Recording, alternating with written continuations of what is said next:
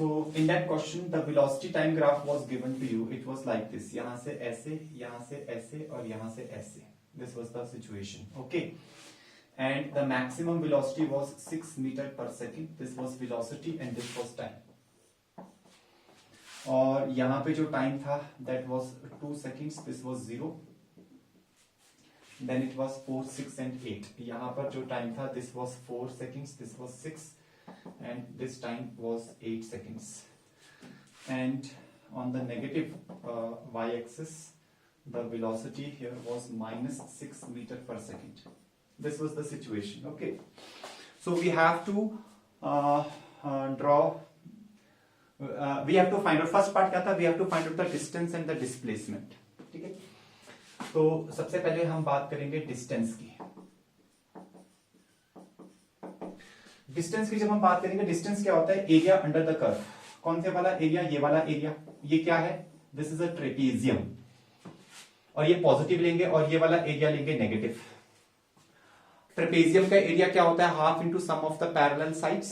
ठीक है, तो ये आएगा half into sum of the parallel sides. देखो यहां ये साइड और ये साइड ये पैरेलल है. यहां से लेकर यहां तक की लेंथ है 6 और यहां से लेकर यहां तक की लेंथ ये इतनी है 2 से 4. ये लेंथ 2 है और ये लेंथ 6 है. तो सम ऑफ पैरेलल साइड्स क्या आ जाएगा? 6 + 2 multiplied by perpendicular distance between the parallel sides. ये पैरेलल साइड्स के बीच का परपेंडिकुलर डिस्टेंस ये है जो कि 6 है.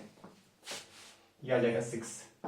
ये आ जाएगा हाफ इंटू 8 इंटू 6 8 अच्छा प्लस भी कर लेते हैं आगे. ये ट्राइंगल का एरिया भी निकाल लेते हैं. डिस्टेंस में जो नीचे भी नेगेटिव एरिया है उसको भी हम पॉजिटिव करके लेते हैं. डिस्प्लेसमेंट में नेगेटिव लेते हैं. ये होता है, ये सीखा था हमने. ट्राइंगल का एरिया तो आसान होता है, half into base into height. तो half into base 6 to 8 it is 2 and height is this. Height is -6 but we will take positive. तो base is 2 and height is 6. 2 से 2 कैंसिल और यहाँ पे बच गया 6. यहाँ पे 2 से ये cancel 4 6 4 24 24 + 6 this is equal to 30 metre. ये कई लोगों का ठीक है. जिनका थोड़ा सा गड़बड़ है वो चेक करते रहे, अपना करेक्ट करते रहे अपनी कॉपी में. ठीक है, but maximum of you have done it correctly. ठीक है, कुछ लोगों ने तो वैसे भेजा भी नहीं है ना. That is also there. Displacement कितना होगा? ये ऊपर वाला एरिया पॉजिटिव, नीचे वाला एरिया नेगेटिव. तो पॉजिटिव एरिया ये था, that was +24 and negative area was this -6. तो 24 - 6 is how much? It is 18 meters. तो डिस्टेंस और डिस्प्लेसमेंट ये आ गया हमारे पास. First part is over. ठीक है, अच्छा उसके बाद average speed and average velocity. खैर वो तो आसान था. ठीक है, क्योंकि टोटल टाइम तो 8 सेकंड्स है. तो एवरेज स्पीड और एवरेज वेलोसिटी तो खैर आप निकाल ही सकते हैं. गलती यहां पर ही हुई है ना. तो एवरेज स्पीड जो है, total distance is 30 upon total time is 8. 30/8 कितना होता है? 15/4. 15/4 इज 3.75 आ रहा है. ठीक है, तो 3.75 मीटर पर सेकेंड. अच्छा, फिर average velocity, total displacement is 18, total time is 8. 18/8 9/4. 9/4 कितना होता है? 2.25 मीटर पर सेकेंड. ये ऐसे करके निकालना था. ठीक है, अच्छा इसके बाद जो था that was the instantaneous accelerations at t is equal to 1 3 and 7. वहां पर भी कुछ लोगों का गड़बड़ है, लेकिन तब भी आई एम हैप्पी कि you people have attempted at least.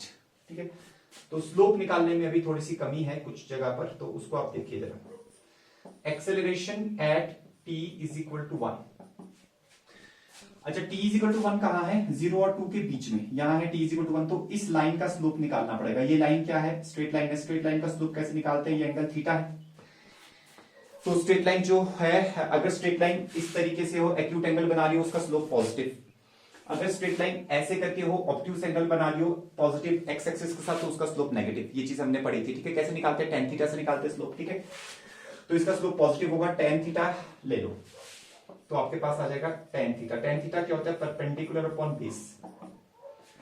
So this is perpendicular 6 meter per second and base is 0 to 2. तो आ जाएगा 6/2. 6/2 कितना होता है? 3. तो 3 मीटर पर सेकेंड स्क्वायर.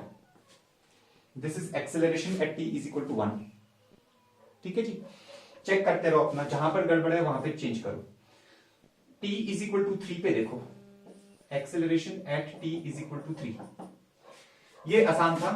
ये t इज इक्वल टू 3 यहां है, उसमें स्ट्रेट लाइन है, स्ट्रेट लाइन है मतलब कैसा मोशन है, वैसे स्ट्रेट लाइन का स्लोप 0 होता है, सिंपल सी बात ये। दूसरी बात आप ये भी देख सकते हैं, वेलोसिटी टाइम ग्राफ में straight line means uniform motion, uniform motion में एक्सेलरेशन मींस 0, आप सीधा भी लिख सकते थे, ठीक है, because it is a uniform motion. Uniform motion में एक्सेलरेशन क्या होती है, 0 होती है। आप you can write it directly as well, directly लिख लेना चाहिए था इसको, ठीक है। स्लोप निकालने की भी जरूरत नहीं है, अदरवाइज tan 0 इज ऑल्सो 0, ठीक है। हाँ, यहां पर गड़बड़ की है, देखो t is equal to 7, 1 3 and 7 था कि 5 था, what was it, it was 7 Ayush, okay. तो t इज इक्वल टू 7 जो है वो यहां पर है, 7 के साथ ये वाला कर्व है, तो ये वाला जो कर्व है this is like this. Now यहां पर जो है स्लोप नेगेटिव होगा, why, because the straight line is making an obtuse angle with the positive direction, ठीक है। But for the sake of convenience we take this angle as the to get the tan theta, ठीक है। अच्छा, ये जो पूरी line है, ये पूरी लाइन का स्लोप सेम ही रहेगा। वैसे तो 7 पे निकाल रहे हैं तो आप ये एंगल भी ले सकते हैं, वैसे ये दोनों एंगल इक्वल एंड ऑपोजिट होंगे, तो कोई प्रॉब्लम वाली बात नहीं है। तो -tan थीटा, तो परपेंडिकुलर इज दिस लेंथ, इस ट्राइंगल में लेते हैं, बेस इज दिस 6 से 8, this length is going to be 2 and this length is going to be 6, so minus perpendicular is 6, base is 2, 6 by 2 is 3, -3 meter per second square. These are the slopes, these are the accelerations. तो ये check कर लो आप लोग, जो जिनका गड़बड़ है वो ठीक कर लो। अच्छा, चौथा पार्ट किसी ने भी नहीं किया, किसी का भी मैंने ग्राफ नहीं देखा, ठीक है, और मैक्सिमम लोगों को मैंने कमेंट भी भेजा कि आपने ग्राफ नहीं भेजा है। तो ग्राफ जो था डिस्प्लेसमेंट टाइम कर्व और, अच्छा, एक्सेलरेशन टाइम कर्व भेजा था किसी ने, डिस्प्लेसमेंट टाइम कर्व नहीं भेजा, एक्सेलरेशन टाइम कर्व बना लेते चलो पहले, वो तो भेजा है, कुछ लोगों ने भेजा है। एक्सेलरेशन टाइम कर्व में देखो t इज इक्वल टू 2 तक it is uniformly accelerated motion, ठीक पहचाना है आप लोगों ने। एक्सेलरेशन है +3, तो यहां से ग्राफ ऐसे रहेगा, 2 से लेकर 4 तक यूनिफॉर्म मोशन, ये 2 से लेकर यहां 4 तक यूनिफॉर्म मोशन, एक्सेलरेशन रहेगी 0,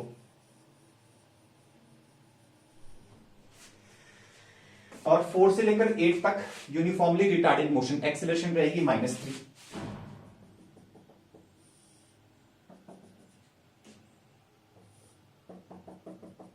तो यूनिफॉर्मली रिटार्डेड मोशन -3 मीटर पर second square. This was the graph and this graph was quite okay, ठीक है, आप लोगों ने ठीक बनाया था ग्राफ, इसमें कोई गड़बड़ नहीं है। डिस्प्लेसमेंट टाइम कर्व में आई थिंक किसी एक स्टूडेंट ने ठीक बनाया है, ये एक स्टूडेंट का है शायद डिस्प्लेसमेंट टाइम कर्व, मुझे लग रहा है किसी एक ने भेजा है, मोस्ट प्रोबब्ली शायद आयुष ने भेजा, शायद ठीक भी हो सकता है, वो ठीक लग रहा था ना वैसे, डिस्प्लेसमेंट टाइम कर्व, बाकी किसी का नहीं था। डिस्प्लेसमेंट टाइम कर्व देखो, इसमें क्या है, particle starting from origin, that was in the previous question as well, previous question की स्टेटमेंट थी, सिर्फ ग्राफ डिफरेंट था। सबसे पहले ये वाला जो ट्राइंगल है इसका एरिया हम निकालेंगे, क्योंकि 0 से 2 सेकंड्स तक यूनिफॉर्मली एक्सेलरेटेड मोशन है, अपवर्ड शेप पैराबोला होता है, तो upward shape parabola is like this, 0 से लेकर 2 सेकंड्स तक। अच्छा, डिस्प्लेसमेंट कितनी होगी, जो इसका एरिया होगा, इसका एरिया कितना होगा, area of the triangle is half into base into height, so half into base is 2, height is 6, so 2 into 6, 2 से 2 कैंसिल, ही आ गया 6, तो 6 मीटर इज द डिस्प्लेसमेंट। और ये देखो अपवर्ड शेप पैराबोला है। इसके बाद जो मोशन है वो यूनिफॉर्म है, क्योंकि ये स्ट्रेट लाइन है अगले 2 सेकंड्स तक, मतलब 4 सेकंड्स तक, 2 to 4 यूनिफॉर्म मोशन है। यूनिफॉर्म मोशन का डिस्प्लेसमेंट टाइम कर्व क्या होता है, स्ट्रेट लाइन होता है।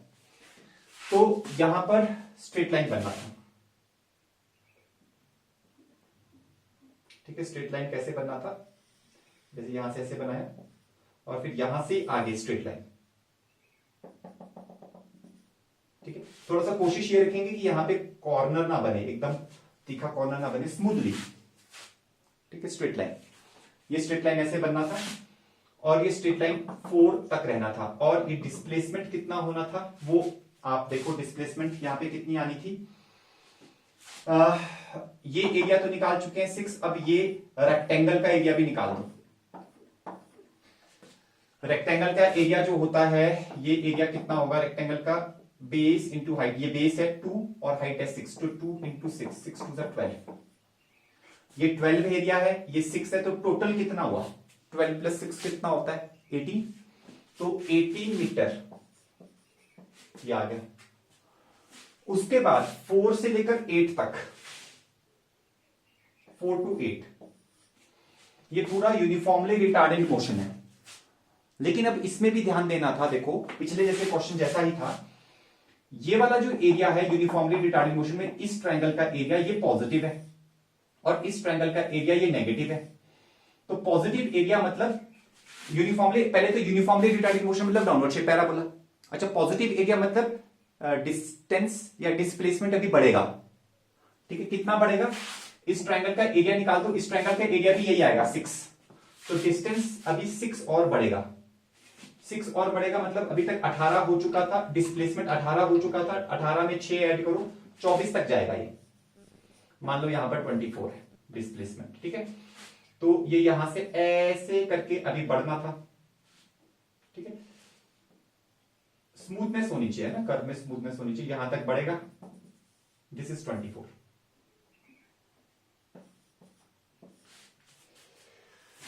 उसके बाद ये 6 तक, यहां पे 6 होगा, 6 तक जो है इसमें बढ़ना था, उसके बाद फिर नेगेटिव था डिस्प्लेसमेंट, तो उसके बाद घटना था, डाउनवर्ड शेप पैराबोला ही रहना था, घटना था, कितना घटना था 6, क्योंकि इस ट्रायंगल का एरिया भी 6 है, ठीक है, सिमिलर ट्रायंगल्स है ना सारे के सारे, तो 6 8 24 में से 6 कैंसिल होना था, तो फिर से 18 तक आ जाना था, 18 metre. So this was the displacement time graph.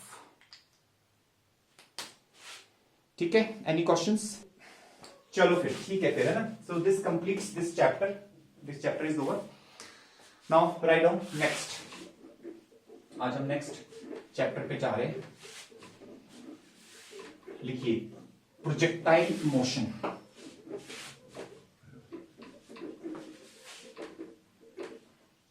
Next topic is our projectile motion.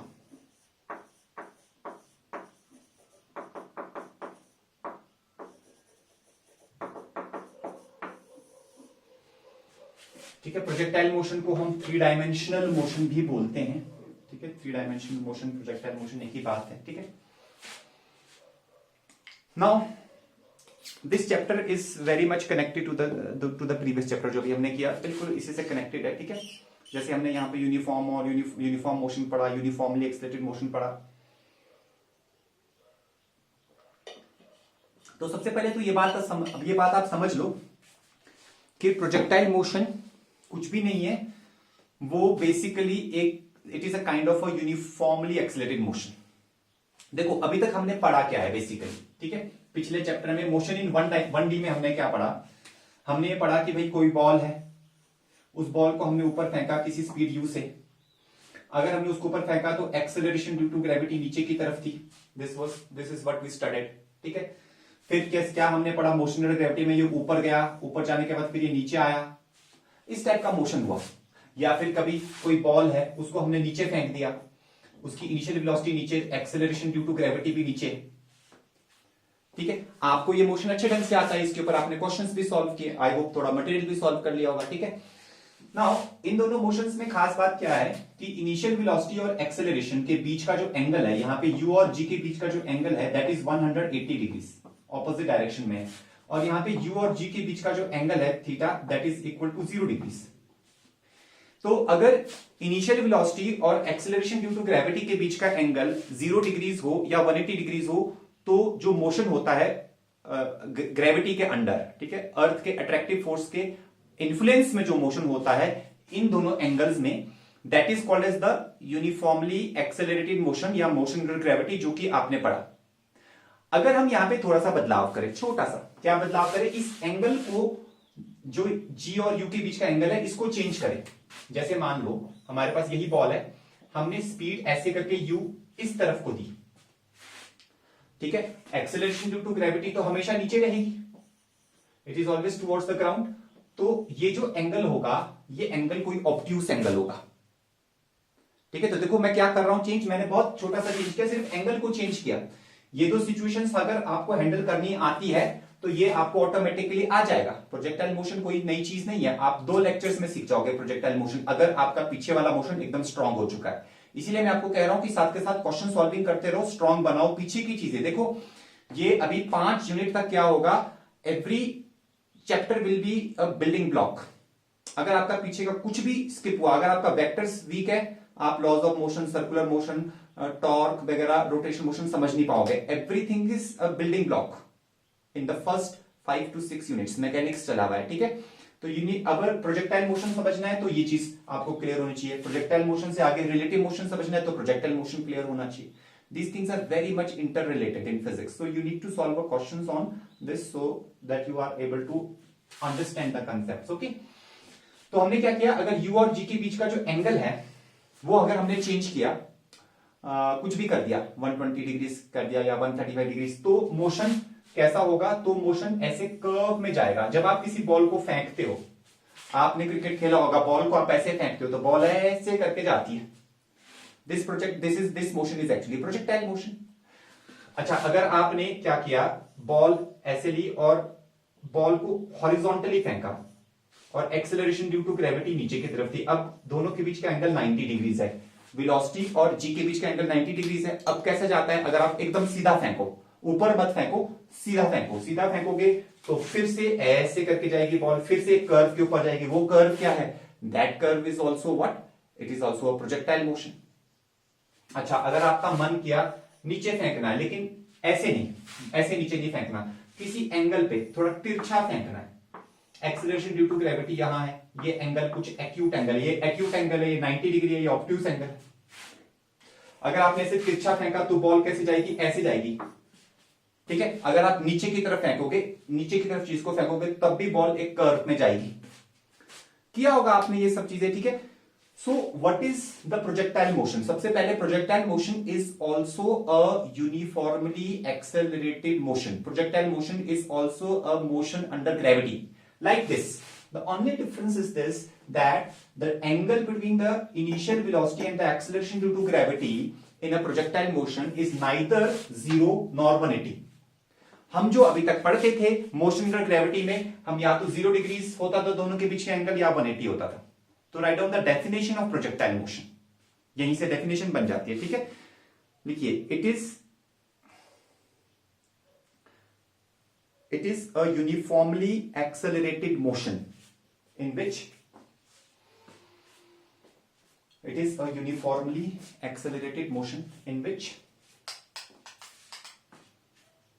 the angle between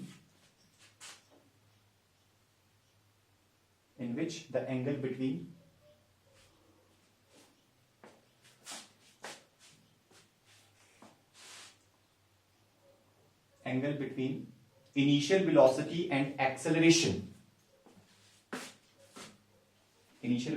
and acceleration is neither 180 nor 0 degrees but something else. Is neither 180 nor 0 degrees but something else. इस तरीके से pickup करेंगे। अगर आप projectile motion को समझोगे कुछ नया है तो आप इससे घबरा भी सकते हो, ठीक है। तो क्योंकि थोड़ा एनालिसिस इसमें टिपिकल है, छोटा सा एनालिसिस है जो आज हम करेंगे, ठीक है। वो आपको दिमाग में अगर बैठ गया तो आप समझ लो प्रोजेक्टाइल मोशन को, मतलब आपको करना कुछ नहीं है, आपको किसी भी तरीके से इस प्रोजेक्टाइल मोशन को इस मोशन के जरिए समझना है, ठीक है। तो हम 3 टाइप के प्रोजेक्टाइल्स पढ़ेंगे। एक तो हम इस टाइप का प्रोजेक्टाइल पढ़ेंगे कि ग्राउंड से फेंका, ये ग्राउंड है, ग्राउंड से बॉल फेंकी और ग्राउंड में गिर दी, उसको हम ग्राउंड टू ग्राउंड प्रोजेक्टाइल बोलते हैं। और दूसरा हम ये पढ़ेंगे जिसमें हम हॉरिजॉन्टल प्रोजेक्शन करेंगे, ठीक है। और फिर इस वाली सिचुएशन से हम कुछ क्वेश्चंस करेंगे, ठीक है। तो सबसे पहले हम ग्राउंड टू ग्राउंड प्रोजेक्टाइल पे आते हैं। So write down, first topic is our ground to ground projectile.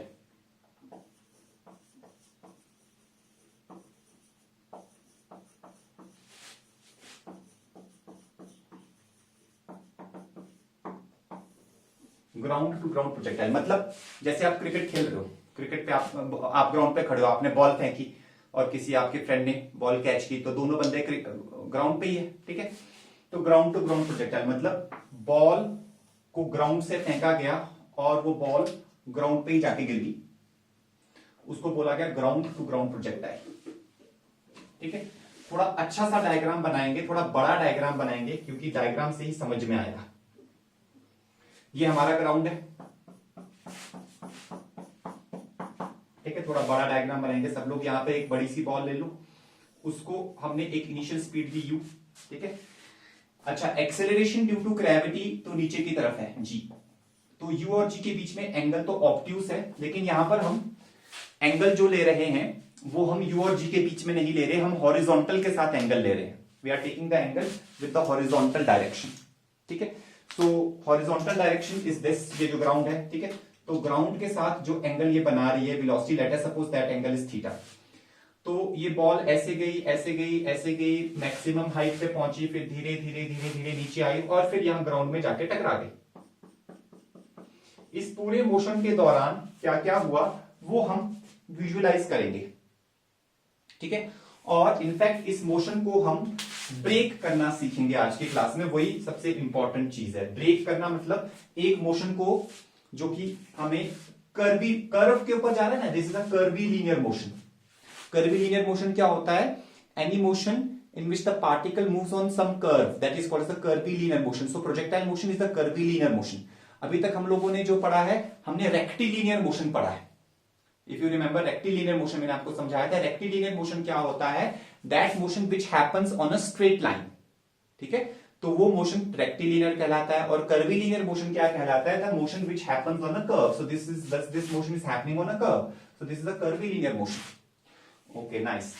अच्छा, अब देखो, acceleration due to gravity is always happening in the when the particle will reach here, even then acceleration due to gravity is in y direction, ठीक है। You know that this is our x-axis. Let us take it as origin, जहां पे ball को फेंका उसी को origin ले लो फिलहाल, और ये y-axis ले लो। So acceleration due to gravity is always along y-axis, ठीक है। So we are going to break this motion, this complexly seemed motion, this motion which is seeming to be complex but it is not complex. We are going to break this motion into two parts, ठीक है। one motion is along positive x-axis, other is along positive y-axis. अच्छा, एक चीज समझते हैं जरा, let us understand it through some experiment. देखो, if you see, आप लोगों ने देखा होगा क्रिकेट मैचेस जो होते हैं, अपने day and night cricket matches होते हैं, नाइट वाले day and night cricket matches होते हैं। रात को जब लाइट्स ऑन होती है तो जो प्लेयर्स होते हैं, कई बार आपने देखा होगा उनकी एक से ज्यादा परछाई होती है। Have you seen this thing? चार उनकी शेडोज बन रही होती है क्योंकि चार डायरेक्शन से लाइट्स आ रही होती है basically. Anybody has seen this thing और नॉट? हाँ, ठीक है। तो देखना इसको, कभी आपने अगर ध्यान नहीं दिया तो ऐसा होता है, बिकॉज चारों तरफ से लाइट्स आ रही होती है। हम यहाँ पे एक थोड़ा सा सिस्टम बनाते हैं। मान लो कि हमारे पास भी कुछ ऐसा है कि ऊपर से भी लाइट्स है और साइड से भी लाइट्स है, ठीक है। जस्ट मान लो यहां पर कुछ लाइट्स लगी हुई है, दीज आर द लाइट्स, ठीक है। यहां से लाइट्स नीचे की तरफ है, बहुत सारे बल्ब है छत के ऊपर, ये छत है, छत के ऊपर से बल्ब है, ठीक है। अब ये बल्ब जो है उसकी वजह से ये बॉल जैसे यहां मूव करेगी तो बॉल की छाया कहां पड़ेगी, उसकी शेडो कहां पड़ेगी? ग्राउंड के ऊपर, ठीक है। वो एक शेडो होगी, ठीक है। और मान लो वाई एक्सिस के ऊपर दीवार है, यहां पे एक क्या है, वाई एक्सिस में यहां पे एक देयर इज अ बॉल, ठीक है। और कुछ लाइट्स हमने यहां पे लगाई हुई है।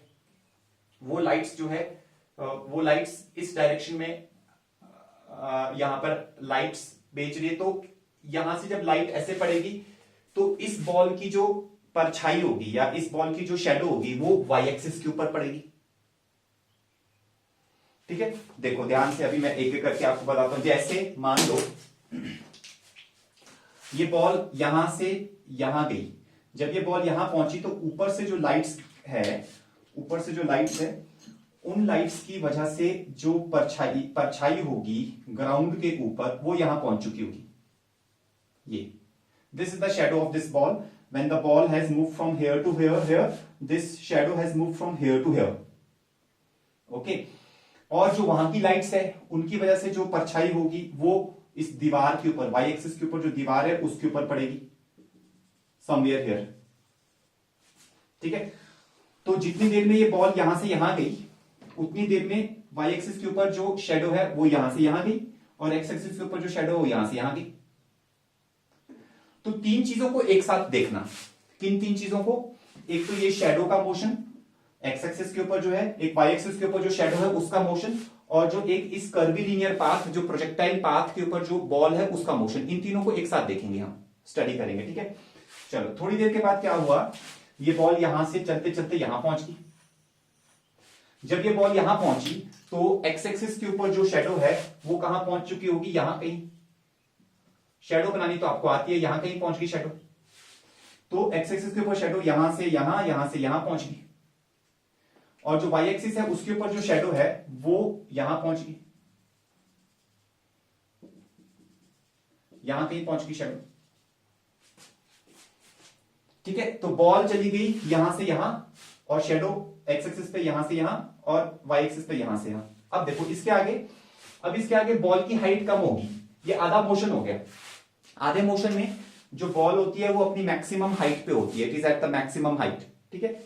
इसके बाद क्या होता है, इसके बाद बॉल की हाइट कम होने लगती है तो बॉल धीरे धीरे धीरे धीरे आगे गई. मान लो यहां पहुंच गई बॉल. ठीक है? यहां पहुंच गई बॉल, तो उसकी जो शेडो है एक्स एक्सिस के ऊपर वो यहां पहुंच गई. ये शेडो अभी भी आगे की तरफ जा रही है, यहां पे भी आगे की तरफ जा रही थी, यहां पे भी आगे की तरफ जा रही थी. ठीक है? और लेकिन जो वाई एक्सिस के ऊपर जो शेडो है वो अब और ऊपर नहीं जाएगी, वो नीचे आ जाएगी. देखो, है ना, वो अभी फिर से यहीं पर है, लेकिन अभी वो नीचे की तरफ आ रही है. वो शेडो अभी नीचे की तरफ चली हुई है. जब ये बॉल यहां से यहां जा रही थी तो वाई एक्सिस के ऊपर शेडो ऊपर की तरफ जा रही थी, यहां से ऊपर गई, फिर यहां पे पहुंची, फिर यहां से नीचे आई, अब ये नीचे की तरफ जा रही है. और जिस समय पे ये बॉल फिर यहां से आते आते जब ये यहां टकराएगी, ग्राउंड से टकराएगी, तो इनफैक्ट ये अपनी शेडो से टकराएगी. इसकी शेडो भी यहीं पे बन रही होगी उस समय, अपनी शेडो के ऊपर जाके टकराएगी. और जो ये वाली शेडो है वो यहां ग्राउंड पे आके टकराएगी. जब वो वहां ग्राउंड पे बॉल टकराएगी तो शेडो यहां बनेगी. ये मैंने आपको क्या सिखाया, मैं आपको यहां पे तीन मोशंस बता रहा हूं, जो तीन मोशंस यहां पे मैं जिनके प्रति मैं आपको जागरूक करना चाहता हूं. एक मोशन तो सबको पता है, ये बॉल ऐसे करके जा रही है. दूसरा मोशन इस शेडो का और तीसरा मोशन इस शेडो का. Now, this motion, that is the projectile motion, can be broken into two motions. One motion is the motion along x-axis, other motion is the motion along y-axis. This is what I want to teach you. Projectile motion is actually a combination of two motions. One motion is along x-axis, other motion is along y-axis. And these two motions are you are very familiar with these motions. ये motions अभी हमने पिछले chapter में पढ़े. तो अगर आपको ये वाला मोशन और ये वाला मोशन आता है तो प्रोजेक्टाइल मोशन आपको ऑटोमेटिकली आ गया. तो अब थोड़ा सा देखते हैं कि ये एक्स एक्सिस के लॉन्ग मोशन ये कैसा मोशन है और वाई एक्सिस के लॉन्ग मोशन ये कैसा मोशन है. तो माय डियर स्टूडेंट्स, जो एक्सेलरेशन है, एक्सेलरेशन ड्यू टू ग्रेविटी, वो हर जगह पर क्या है, वो हर जगह पर वाई एक्सिस के अलोंग ही है. It is always along Y axis. यहां पर भी acceleration due to gravity y axis के अलोंग है. तो अगर ये पूछा जाए कि एक्स एक्सिस के अलोंग क्या है एक्सेलरेशन, तो एक्स एक्सिस के along there is no acceleration. Acceleration is only along Y axis. तो एक्स एक्सिस के अलोंग जो मोशन है वो वाला मोशन है जो विदाउट एक्सेलरेशन वाला मोशन है, और वाई एक्सिस के अलोंग जो मोशन है वो वाला मोशन है जो अंडर एक्सेलरेशन वाला मोशन है. और विदाउट एक्सेलरेशन वाला मोशन, उसका नाम क्या होता है, यूनिफॉर्म मोशन. तो बेसिकली एक्स एक्सिस के अलोंग जो मोशन है इस शैडो का, that is actually a uniform motion. और वाई एक्सिस के अलोंग जो मोशन है इस वाली शैडो का, that is actually a motion under gravity, that is a uniformly accelerated motion. And this total motion, projectile motion, is a combination of uniform motion along x-axis, that we already know how to tackle that, and another motion, uniformly accelerated motion along y-axis. और वो चीज भी हमें पता है कि uniformly accelerated motion को कैसे किया जाता है. ठीक है ना. तो अगर आपको ये दोनों चीजें आती हैं तो projectile motion आपको आ ही जाएगा. ठीक है, इस तरीके से हम प्रोजेक्टाइल मोशन को एकदम अलग तरीके से पढ़ेंगे। ठीक है, बुक्स में ऐसा गिवन नहीं है ना, लेकिन आपको ऐसे ही करना है। ठीक है, तो वहां पर कमियां हैं बुक्स में, उन्होंने इस तरीके से एक्सप्लेन नहीं किया है। You have to break the motion somehow. ठीक है, आप लिखिए जरा, डायग्राम बना लिया सब लोगों ने? डायग्राम बना लो फटाफट। ठीक है, तो अब लिखिए सबसे फर्स्ट पॉइंट,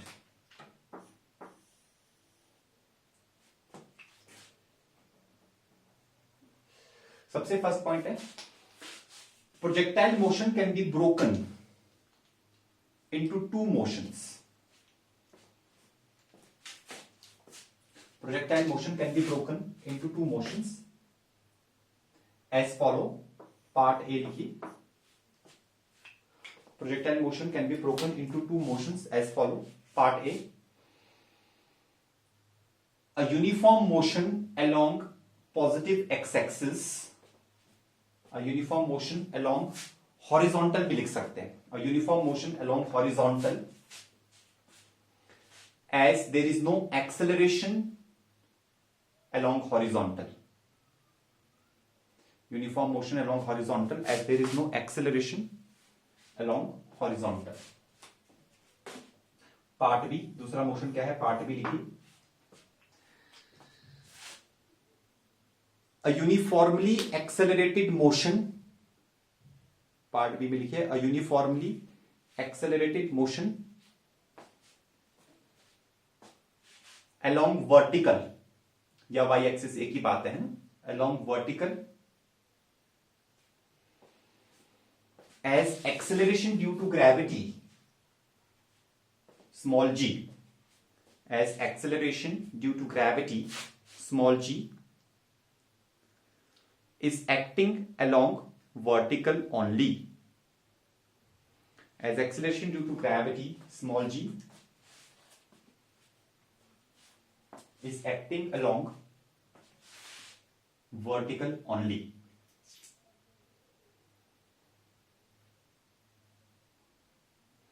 ठीक है, तो प्रोजेक्टाइल मोशन को दो मोशन में तोड़ा जा सकता है, uniform motion along x axis and uniformly accelerated या motion under gravity along Y axis. तो ऐसे तोड़ना है।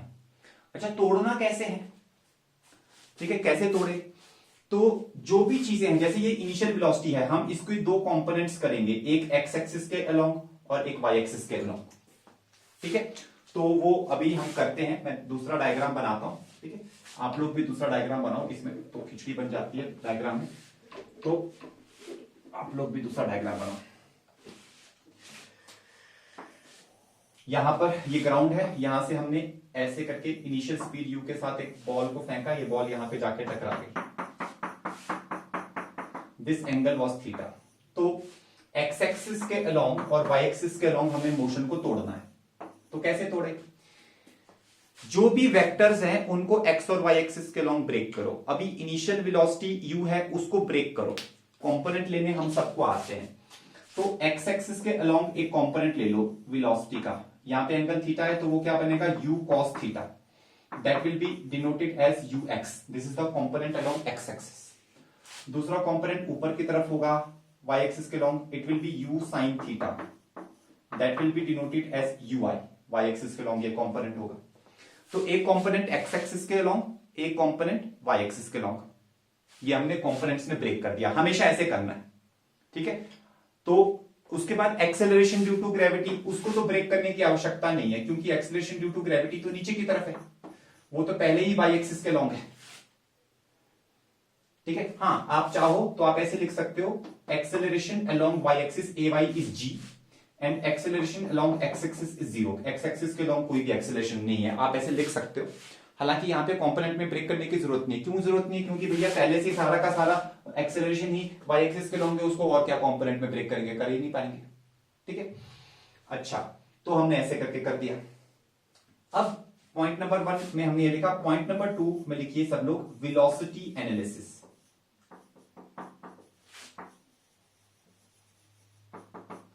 हम वेलोसिटी को एनालाइज करेंगे। अब वेलोसिटी एनालिसिस, वेलोसिटी को हम कैसे एनालाइज करेंगे कि भाई एक्स एक्सिस के लॉन्ग वेलोसिटी का क्या हो रहा है, वाई एक्सिस के लॉन्ग वेलोसिटी का क्या हो रहा है, और ओवरऑल भी हम देखेंगे। ठीक है, तो देखो ऐसा है माय डियर, जब ये बॉल यहां से यहां पहुंची, जब ये बॉल यहां से यहां पहुंची, तो जो एक्स एक्सिस है, एक्स एक्सिस के अलोंग वेलोसिटी उतनी ही रहेगी। ये जो यू कॉस थीटा है, ये यू कॉस थीटा ही रहेगा। क्यों?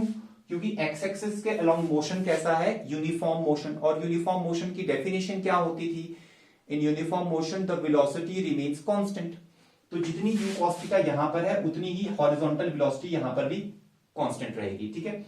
जो वर्टिकल वेलोसिटी है यू साइन थीटा, वो कम हो जाएगी। क्यों कम हो जाएगी? क्योंकि एक्सेलरेशन ड्यू टू ग्रेविटी इस तरफ है और यू साइन थीटा ऊपर की तरफ है। तो जब वेलोसिटी और एक्सेलरेशन ऑपोजिट डायरेक्शन में होते हैं तो रिटार्डेशन होती है, आपको पता ही है ना। तो रिटार्डेशन होती है, तो ये यू साइन थीटा जो है ये कम हो जाएगा। तो वाई के अलोंग जो कंपोनेंट है वो कम हो जाएगा जब बॉल यहां पे पहुंचे। एक्स के अलोंग वेलोसिटी का कंपोनेंट, उसमें कोई बदलाव नहीं आएगा, वो उतना ही रहेगा। तो आप देखो यहां पर मैंने थोड़ा बड़ा वेक्टर बनाया था, यहां पर मैंने छोटा वेक्टर बना दिया। अच्छा, जब ये यहां पे पहुंच जाएगी बॉल हाईएस्ट पोजीशन पे, जब बॉल हाईएस्ट पोजीशन पे पहुंची, उस समय पर भी हॉरिजॉन्टल कंपोनेंट कांस्टेंट रहेगा you cos theta, it will not change. ये यू कॉस थीटा ही रहेगा। क्यों? क्योंकि हॉरिजॉन्टल में यूनिफॉर्म मोशन हो रहा है। लेकिन वर्टिकल कंपोनेंट गायब हो जाता है, खत्म। वर्टिकल कंपोनेंट जो कि यहां पे यू साइन थीटा था, फिर यहां पे इतना सा रह गया, अब यहां पे खत्म। और यहां पे हम कह सकते हैं u y is equal to 0। आप इसको उस, क्योंकि हम जब वर्टिकल कंपोनेंट की बात कर रहे हैं तो हम वाई एक्सिस के लॉन्ग मोशन जो है उसकी बात कर रहे हैं। तो आप इसको ऐसे भी विजुअलाइज कर सकते हो कि जब हम किसी भी बॉल को ऊपर फेंकते हैं हाईएस्ट पोजीशन पे, उसकी वेलोसिटी 0 होती है। ठीक है, ऊपर फेंकते हैं तो हाईएस्ट पोजीशन पे उसकी वेलोसिटी 0 होती है। तो वैसा ही यहां पे हो रहा है, हाईएस्ट पोजीशन ये है, वाई एक्सिस के लॉन्ग हाईएस्ट पोजीशन है, तो वहां पर उसकी वाई कंपोनेंट जो वेलोसिटी का है वो क्या हो गया? वो 0 हो गया। इस तरीके से तोड़ो, मतलब मोशन को तोड़ दो। वाई कंपोनेंट को अलग से स्टडी करो, एक्स कंपोनेंट को अलग से स्टडी करो। उसके बाद क्या होगा? ये बॉल यहां से ऐसे आई, ऐसे आई, ऐसे आई, यहां पे आ गई। अच्छा, अब जब ये यहां पे आ गई तो एक्सीलरेशन ड्यू टू ग्रेविटी तो नीचे की तरफ है, उसकी वजह से वाई कंपोनेंट फिर से आ जाएगा। ठीक है, देखो पहले वाई कंपोनेंट वेलोसिटी का इतना था, फिर कम हुआ और कम होते होते 0 हो गया, अब नीचे की तरफ बढ़ते बढ़ते इतना हो गया। लेकिन हॉरिजॉन्टल कंपोनेंट ऑफ वेलोसिटी में कोई भी फर्क नहीं आएगा, वो यू कॉस थीटा ही रहेगा।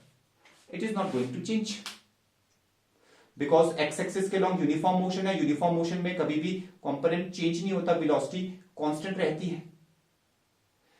अच्छा, फिर ये बॉल यहां से ऊपर से नीचे आई, नीचे आई, नीचे आई, और जब ये ग्राउंड में टकराने वाली थी, टकराने से जस्ट पहले, अच्छा जब टकराएगी और टकराने के बाद क्या होगा वो सब कभी अभी आपने नहीं सोचना, क्योंकि जब वो टकराएगी उस प्रोसेस को बोलते हैं collision. Collision is also a process.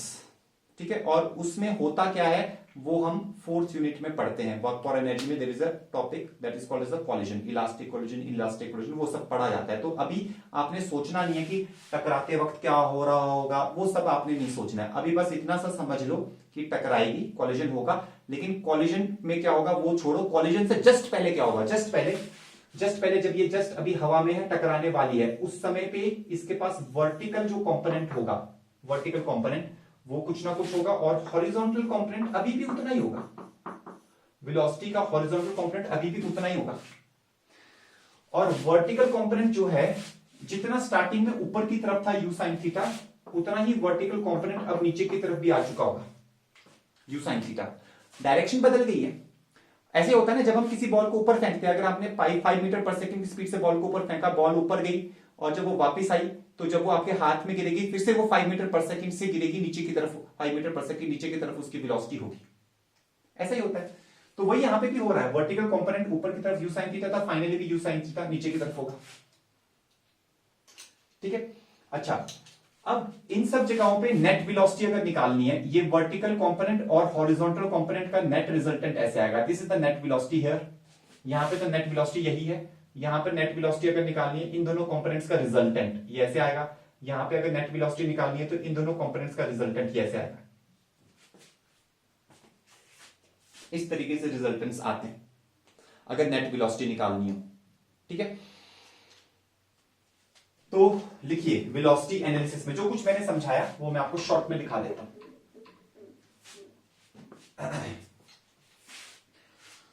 देखिए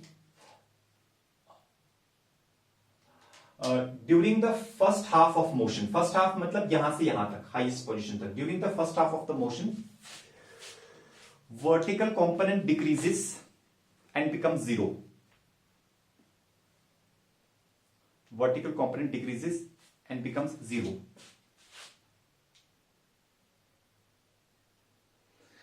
And during second half of motion, vertical component increases in negative direction. Vertical component increases in negative direction and becomes maximum just before collision.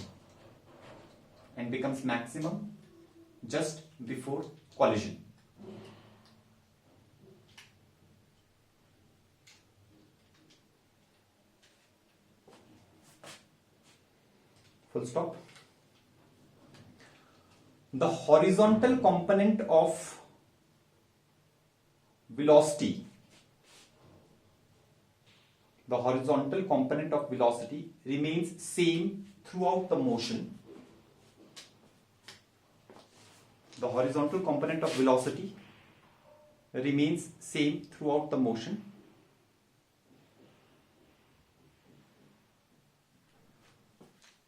because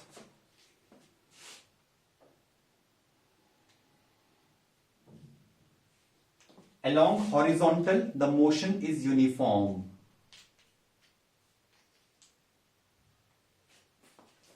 Because along horizontal the motion is uniform.